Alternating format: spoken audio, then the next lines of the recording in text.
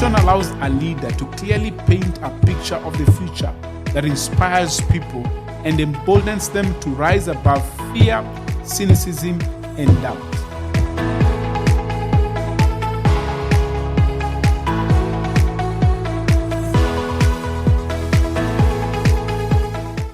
Hey, welcome again to Oscar Amisi's Leadership Podcast, where we are so passionate about leadership.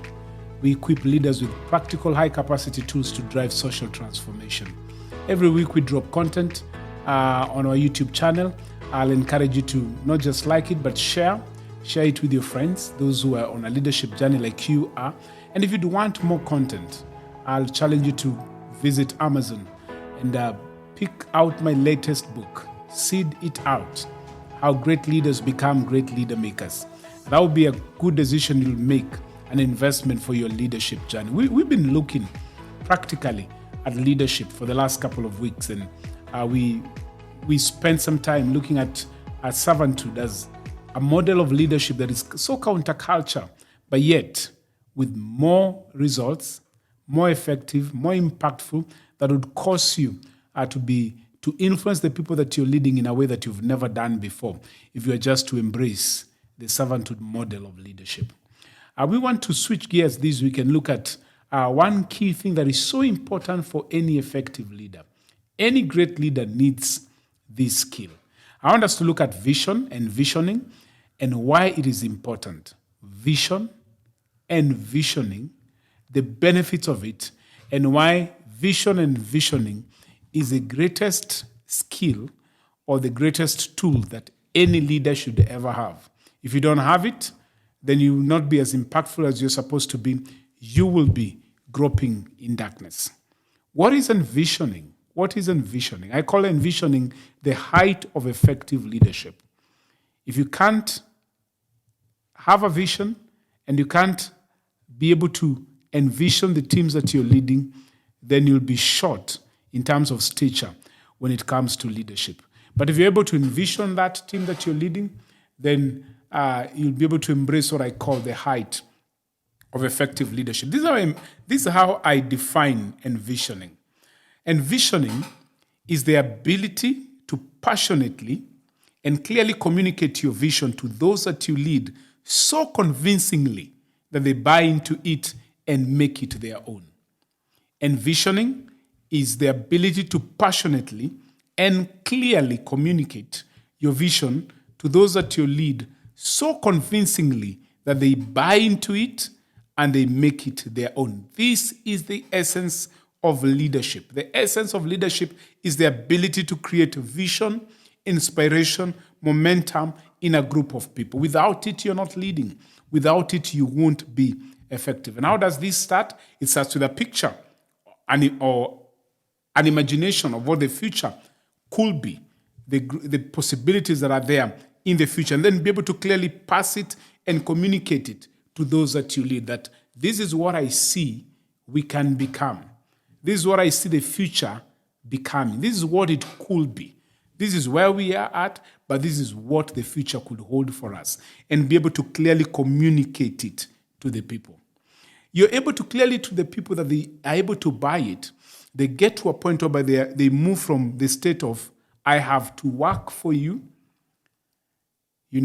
to a point where they say, I have understood the vision so much, I'm so sold out that now I want to help drive this vision. You've moved people from I have to I want to. Any leader who's able to do this will effectively lead their people, will see fruit in their leadership journey. Let's look at some of the benefits of envisioning. I'll give you 3 benefits of envision that I think this should challenge you to either find out, do I have a vision? And if I have it, am I communicating it as clearly and as passionately as I'm supposed to? 3 benefits of envisioning. Number 1, envisioning enhances perceptivity. Envisioning enhances perceptivity. Vision allows a leader to clearly paint a picture of the future that inspires people and emboldens them to rise above fear, cynicism, and doubt. They're able to rise above every obstacle, every mountain that stands in their way. They're able to look at it because of how clear they've been able to see the vision and say, you know what?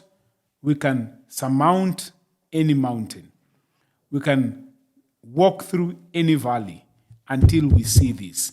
They put doubts aside, they put fear aside, they put cynicism aside, because as a leader, you've been able to create a picture of something bigger than themselves, something that gives them sleepless nights, something that makes them want to be part of something bigger than themselves that will bring change and transformation to society. Envisioning enhances perceptivity. Number 2, envisioning clarifies placement. It clarifies placement.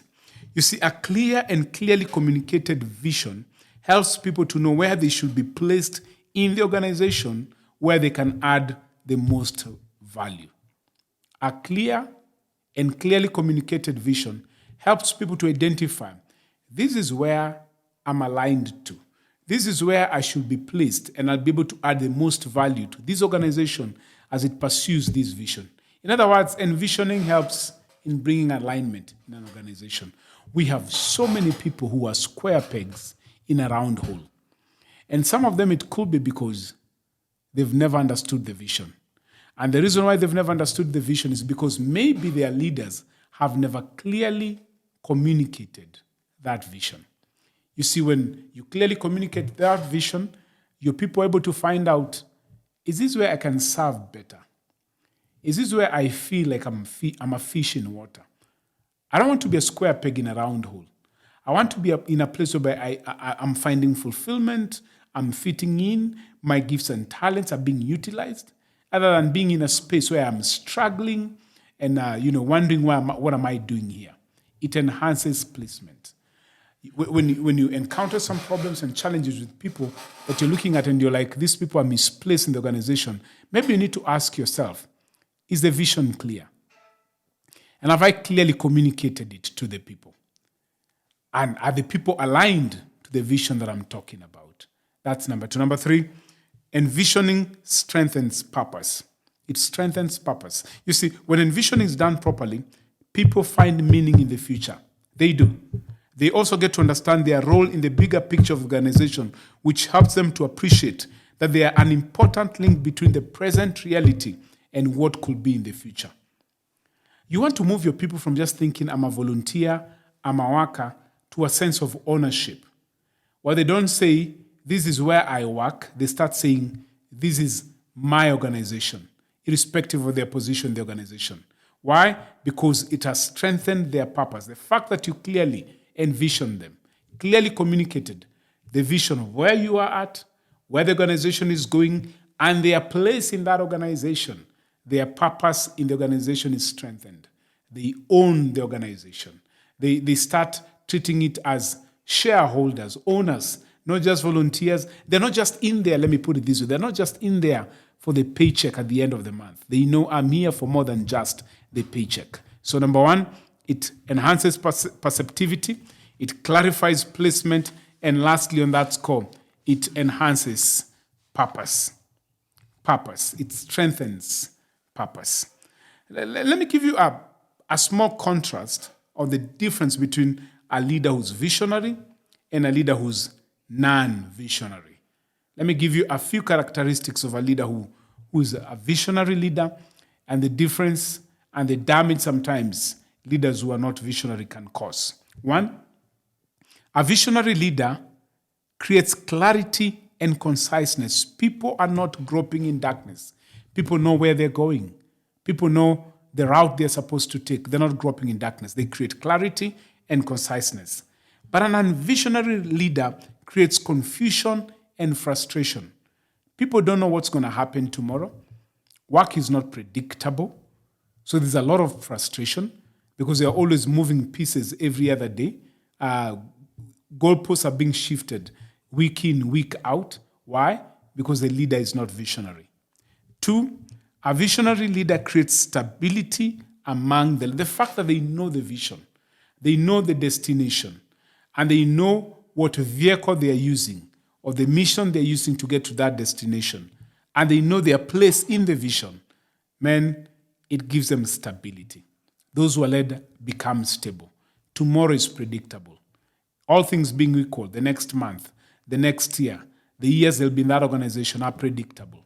They know you won't catch them by surprise because you've shifted goalposts. You've moved from vision X to Y. They know in the next couple of years, this is what we are working on. Stability is created. And if you flip that on the other side, an unvisionary leader creates instability among the led. When they don't know where they're going, they're unstable. They know you can come today and say, oh, we are a service industry. The next week you come and say, no, we're not a service industry. We are a manufacturing industry. Oh, we are not this. We are, so on and so forth. You keep on shifting goalposts. 3, a visionary leader will facilitate growth and momentum. In other words, create spaces and environments for people to grow that helps them to keep on growing in that organization and move upward in the organization and in their life.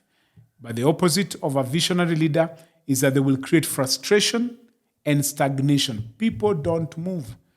You find the same people at the same place year in, year out. They've worked in the same place for the last 10 years, still in the same place, doing the same thing. They have never grown. All they're experiencing is stagnation. And if people are experiencing stagnation, they don't get to be exposed to new challenges. Frustration creeps in.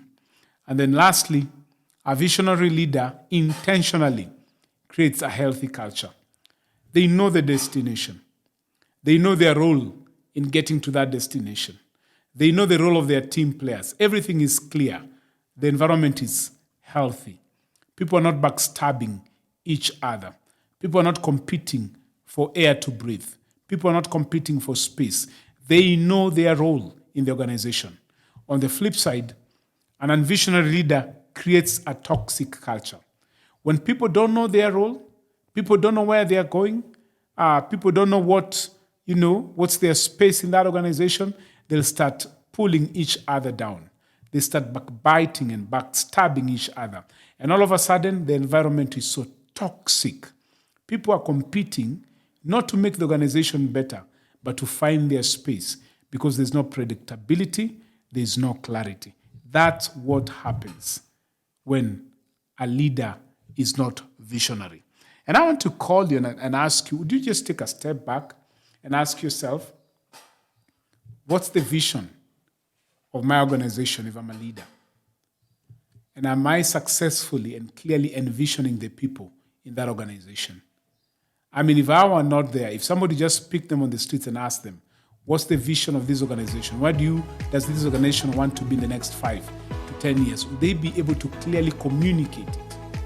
And if somebody gave them a second question, ask, what's your role in that vision? They'd be able to articulate it clearly and passionately. That's what a visionary leader does. That's why I said, if you don't have a vision, you don't envision, you become short in stature as far as leadership is concerned. But then if you have a vision, then you've been able to discover the height of effective leadership. I'm going to stop there on this part 1 of vision and visioning and why it's important to envision people. Join us next week for part 2 as we continue on this episode, as we continue to dig deeper on why as a leader you need to be a visionary leader who not only has a vision but envisions, because that's the essence of all leadership. See you next week for part 2 of this episode.